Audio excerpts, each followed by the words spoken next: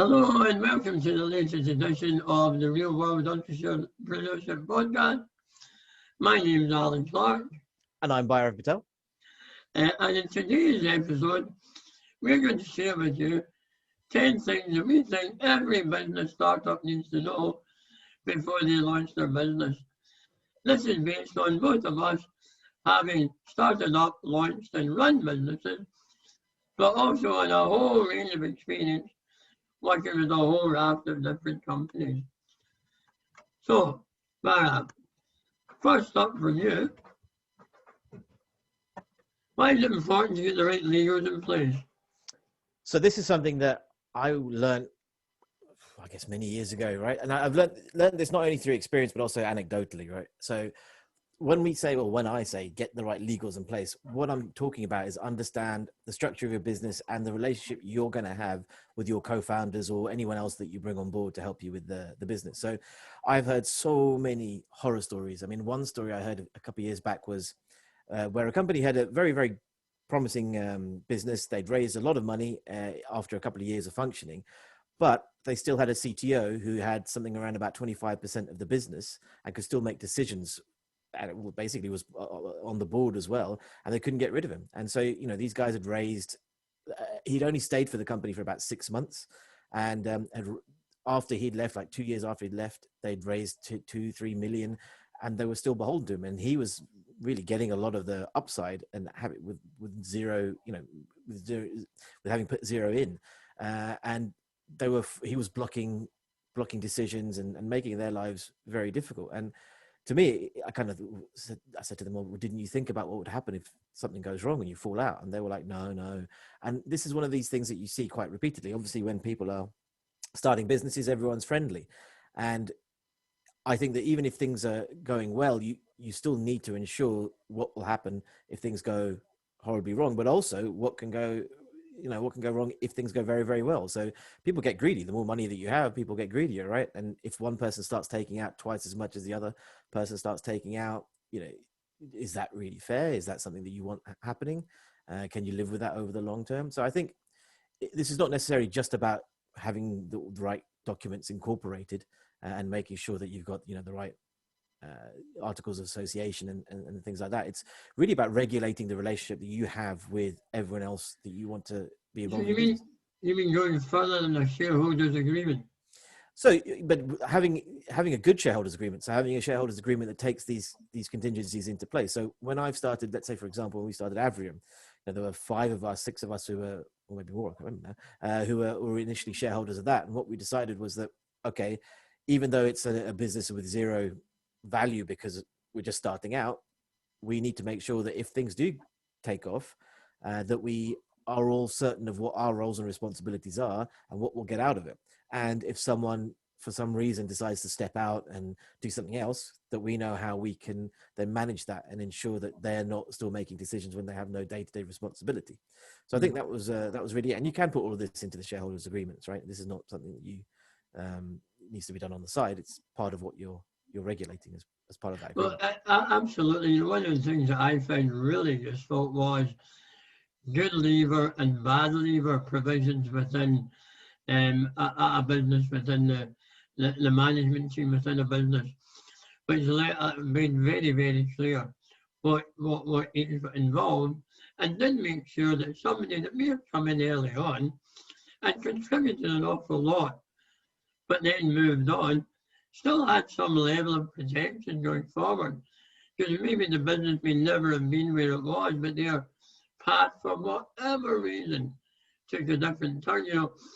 On a personal level, before it wasn't a startup, it was an established business, I signed an agreement along with 3 colleagues to complete a management buyout, and 14 days later, sat in hospital, been told I had a very aggressive cancer, and it was inconceivable that I would return to work for at least 6 months. And thankfully, we had an agreement over and above the fact that those guys were brilliant, wonderful to me. Over and above that, they said, this is what we'll do under these circumstances. There's another really useful tool around that, which is simply a minute of agreement. which doesn't have to be incorporated within the shareholders agreement, but it would allow you just to put in a legal context what you're agreeing.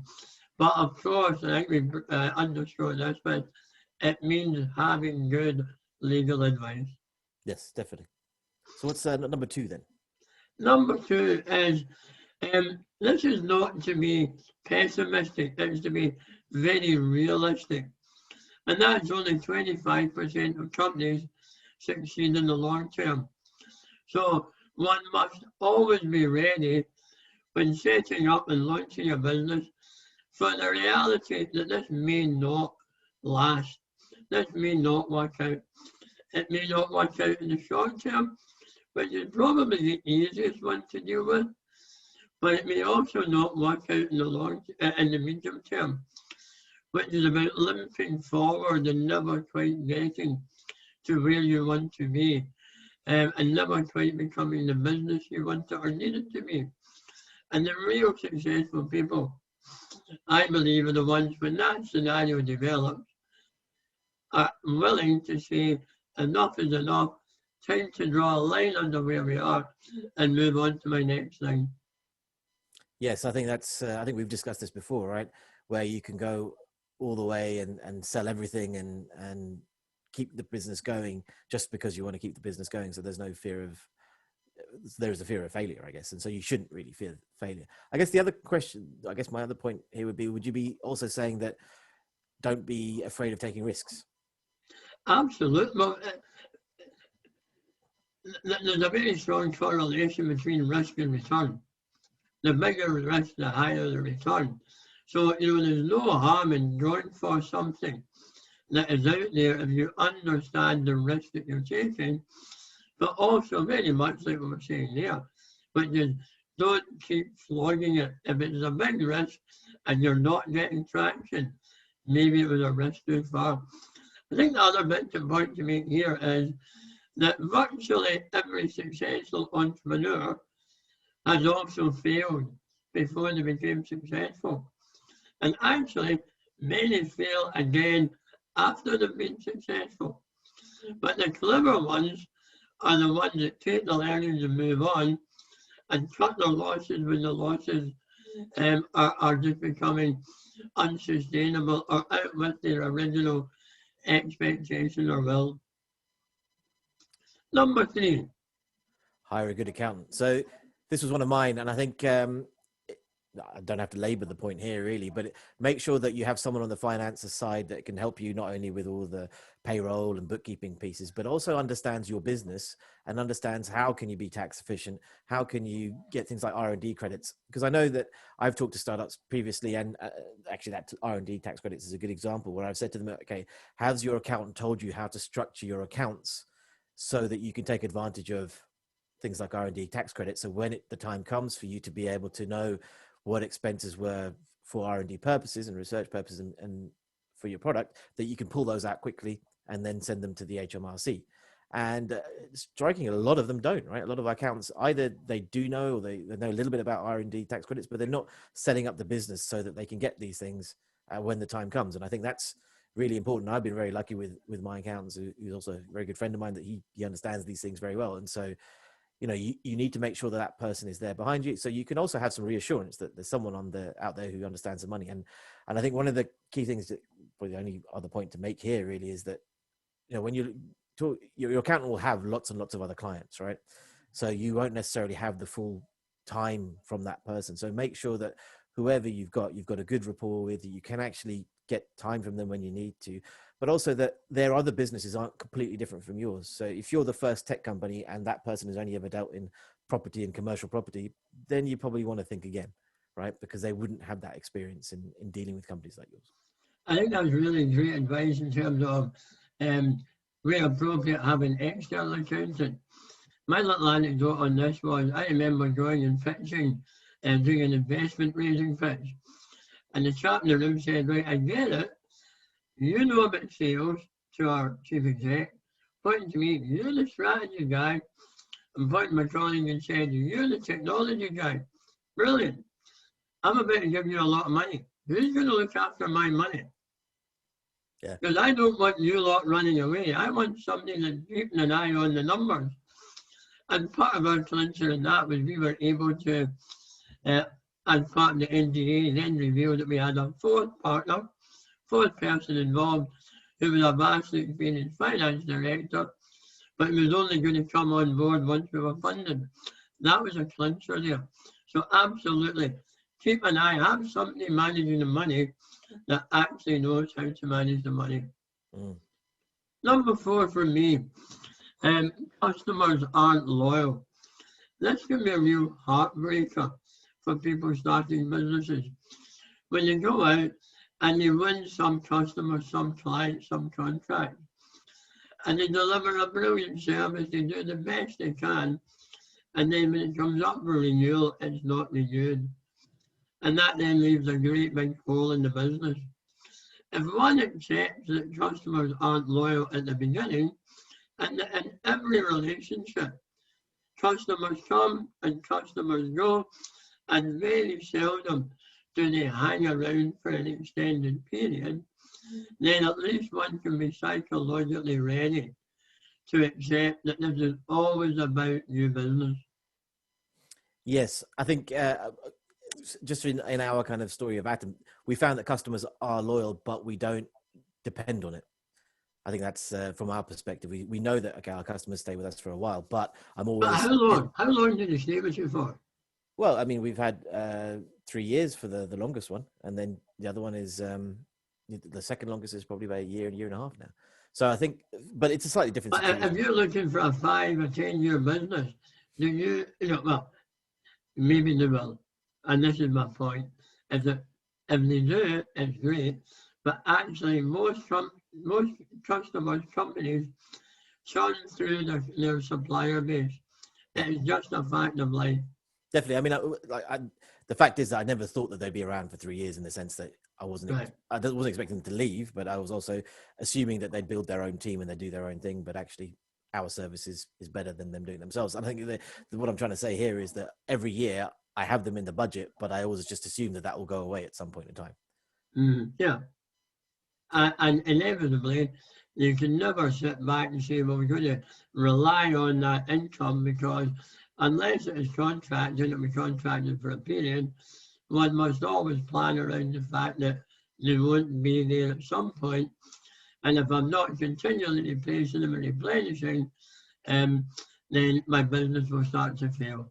Yes, and I think here, actually, one thing to reiterate in this is that they're only as loyal as your termination clause, right?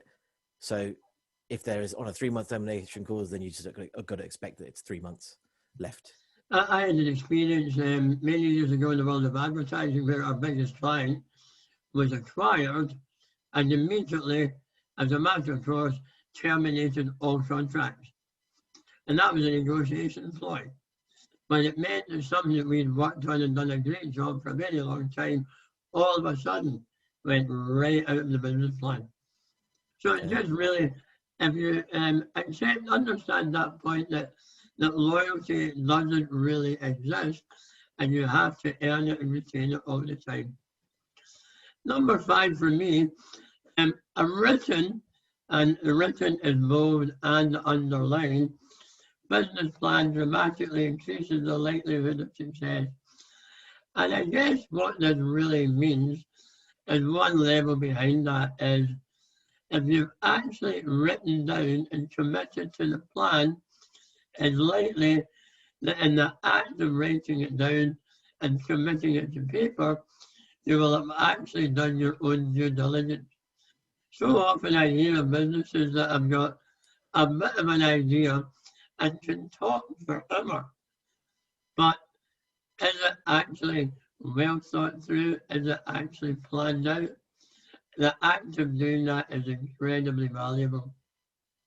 No, I agree. I've seen plenty of startups that have great pitch decks, but then when you ask them what's your go-to-market and when do you expect to do, be not even necessarily profitable, but what's your burn rate and all these kinds of things, that they just don't have it. And I think without having a business plan that understands, okay, where's your money coming from, where's your money going, that if things change and you face challenges, you're not quite sure where, you won't really have any kind of idea of where you should be saving or what you can be, what you can do to increase sales, etc. So yeah. I've been working with a corporate finance advisor recently on on another early stage businesses looking to raise, and he drove home a point that I guess has been there all along, but um, he's a money man, and he said so many businesses come to him and say, "I need a business plan," and what they mean is, "I need a financial plan."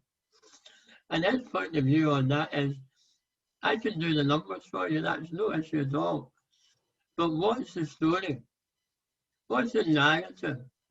Because numbers without a narrative are just a pile of numbers Mm. and give no context to it. And I think sometimes people have a habit of trying to avoid that part because it makes them commit to who will your customers be? How many products will you sell to them? Why would they buy from you? What are their other options? How will you develop your team? And articulating all of that. And as Mike was saying, the two things are absolutely hand in glove. One leads the other leads back. I think this kind of pushes you neatly on to the next point, number 6, right? Cash is king. So I was having a discussion the other day with someone, a completely different topic, right? So this is about property. And what he pointed out was when people buy properties, they'll make decisions about cash, which are completely alien from the way they would normally think about money. So you were saying, for example, you have a house that you've bid £400,000 for, and then another offer will come in at 425, and you'll say, okay, yeah, let's just put in 450. And he said it's a £50,000 increase, right? Yeah. Now, what other situation are you going to suddenly give away an extra £50,000? And a little bit is, having a written business plan keeps you honest. So you know that I can't suddenly spend another 20, 30,000. But then obviously understanding cash is king. Without cash, can't pay them. Well, and there's also the thing about cash flow. Mm. Now, it doesn't matter what the numbers look like. If when you have to settle an invoice, there's nothing in the bank account, it doesn't matter that there's going to be a real profit come the end of the year because you won't see the end of the year. And, which is why, for me, it was never really in the early stages a focus on profitability. It was a focus on cash flow. It was about making sure that we could live long enough to get into second year. It was getting through that first year. Yes, and I think again, when we started Avrium, it was because cash is king, and I think the principles of what we started there are the same for all small businesses, right? Make sure you know who you're getting into business with. You make sure that you've got the payment terms set out that are right for your business. Make sure that you're chasing payments. Make sure actually that you're invoicing people, because this is one of the great things. Even people who I know who are consulting for me, and I have to chase them to get an invoice raised, and I say, look, which I find quite incredible because I know that I need to pay them, but for my own part, I need to know what my liabilities are, right? And yeah. Well, there's that element around financial management. There's also another one on early stage, i.e. when you're just getting it up and running, which is around cash, which is sometimes there'll be opportunities that pop up that are maybe not part of your long-term plan, but would put an influx of liquid cash, i.e. pound notes or dollar bills, into your business.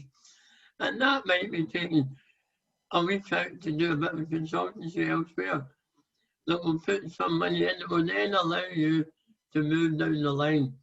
And there's no point in being precious because when you look at the bank account and there's nothing there, it's really limited to how you can move forward. Mm. So on to number 7. So rediscover old contacts. So this is something that I find interesting when I've set up businesses myself, is that obviously when you're working for a larger company, or if you're working in a corporation, you'll be meeting people along the way that will be good for that day and time, right? But as you move on and as you start your own thing, it's always worth looking back over who you've met and seeing if any of those guys have moved on. And if they have, maybe they're doing something that's much more complementary to what you're doing now. And because you'll have met them, they'll have understood how you work and understand who you are and how you do things. They'll be much more friendly to you. And I think, you know, one of the things that's most daunting for people who are starting their new business is trying to go out and get sales. So they always think they have to go and convince new people that what they're doing is worthy, when actually they already know a whole bunch of people. They just don't know how those people can help them in this new context. And I think that's one of the key things is going back and saying, okay, I'm doing something new now. Who do I know or that I've met before that might be able to help me in any small way to move forward? There's also, I would extend that into old contacts and also new contacts. I don't think there's ever been a time when there's been an environment more supportive of startup and entrepreneurship. It is now recognised widely that one of the greatest assets is support and a network and a context that will allow you to learn and develop and will gladly offer help and support. And that doesn't have to mean overwhelming amounts of time and input. It might just be a mentor, somebody that you know or you've been introduced to. Who will sit down once a month, have a coffee, have a chat, have a telephone call, have a Zoom, and might just keep you on that route through and be there in your time of need to help you move forward. Yeah, I think one thing for any young listeners out there, someone told me this, I can't remember who told me this or where I heard it from, but someone said that, you know, in your 20s, you build your skills, in your 30s, you build your networks, and in your 40s, you use the skills of the networks that you've built over the past 20 years. And I think it's very true. Absolutely. And some of the most successful people I see in this area, their greatest asset, and actually this links on to number 8, things don't magically work out, is their ability to, one, find advice and then take that advice, which is about accelerating your skills and experience, particularly your experience. So the point I was highlighting here is nothing is a given. It won't happen unless you make it happen. Things don't just magically work out. And this really gets back to the fact I know that the old saying is the harder I practice, the luckier I get. I think what I would extend that into is the harder I work, the luckier I get. There's an absolute correlation between putting in the yards and the likelihood of success. There's so many businesses that think stuff will just go right. You know, I'm amazed at the number of people who think that, well, there's investors out there, they give people like me money to go and find out if this will ever work or not. And I'm minded of a bit of advice that I got, which was the reason investors are typically very successful is that they're very good at only backing the good ideas. So they are not there to back everybody. They will scrutinize, they will reject 99 ideas before they find one that they're willing to put their money in. Yes, and I think I'll come in with a slightly different angle to this, and that's internally as well, right? So I over the last few weeks, we've discussed that, you know, I've been working with my team on their own objectives, and I think one of the things that I've tried to get into their heads is that, you know, if you want to do something, you want to improve yourself, you can't just, it's not going to magically happen. You know, you need to do things. So for example, you know, from a larger scale with a business, if you want to make more money, you can't just expect people to knock on your door. But even when you're looking at your own internal employees and the objectives that they've got, if they want to become, let's say, a better marketer or a better salesperson, that's not just going to happen just by thinking about it, right? There's things that you need to go and do and work on, and objectives you need to put forward, and then results that you need to meet to make that happen. And I think it's all about the hard graft, right? So the harder they work, the more they train, the more they develop, the more they read, the more likely they will have the skills and experience or the contacts. Because networking is, well, networking, it is work. The more likely they'll be able to say, I know how to do this, or I know somebody can help me do this. Definitely. And number 9, understand your runway. So again, this kind of goes back to the cash is king and really actually number 2 as well, and number 5. So it all relates together. It's to understand, you know, what is your burn rate? And if you don't know what a burn rate is, go look it up. Understand how much money you have left, how much money you have left each month. So if nothing happened, if you didn't win any kind of new work, how much money you would be able, how long you would be able to survive, because that's a really good indicator for how healthy your business is, right? And where you need to focus your efforts on, because once you understand your runway and how much you have left in the bank over a period of time, you'll understand, okay, do I need to deal with costs, or do I need to deal with revenue, or what's my profitability? It's really getting to understand your money and knowing your numbers. And if you don't know your numbers and you're not on top of your cash flow, then inevitably number two will occur, that you'll fail. And I think this is the thing that a lot of people don't really get. And in this day and age of tech startups, where everyone's expecting never to make a profit and to be constantly raising investment, that's fairly irresponsible, simply because you're not going to build an Uber. It's very, very unlikely that you're going to build a company that people are going to pump cash into indefinitely. So you need to understand how you're making your money and where the money's going. I think that's a very good point, because these mega techs are not the reality of 999,999 startups. One in a million becomes a mega tech. Most of these businesses are much more, whether you're in tech or whatever it is they're in, because all of this applies whether you're starting a building company, a tech company, a services company, whatever it is. That the fundamentals apply in keeping that business going. And finally, find your voice. So the reason I put this down is because it's quite it impacts many different areas, right? So when I say find your voice, it's not only how do you talk to your customers, right? How do you do sales? How do you do marketing? But it's find your voice when it's dealing with things like suppliers, right? What kind of customer do you want to be to your own suppliers? What kind of leader do you want to be for your own employees? How do you want to present this business as a whole? So it's in a way finding your ethos, and why you're doing the business, but how you want to treat people and how you want to be treated by others. It could well be that you want to play hardball with every single supplier that you've got, and that could be your thing. So don't then be surprised if people do the same things to you, right? But it's really about understanding your pathway and the way that you work within this business, because it's going to be a learning journey, right? No one's going to get this right first time, and you're going to need help along the way. And you need to be able to find out who you really are not only as a person, but as a businessman and or businesswoman, of course, or just generally how you're dealing with everyone around you and all the different key stakeholders that you've got, and ultimately also with your own family, because you've got to decide from very early on how you want to balance your work and your life, and that's all part of finding your voice. Well, that's really important, because in the strategy workshops that I do, I start them off not asking what people want for their business, but I ask them about what they want for them out of this.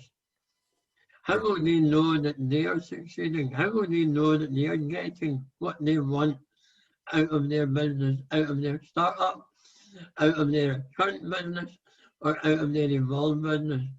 Because if they're not going to get the return that they want, whatever that is, and it's not always financial.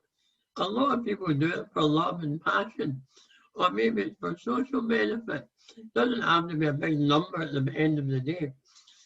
But that really drives back to what are their values? What is it that they believe in? And once you understand that, that will also then allow you to look at the business that you're developing and saying, I know what my values are. What's its values?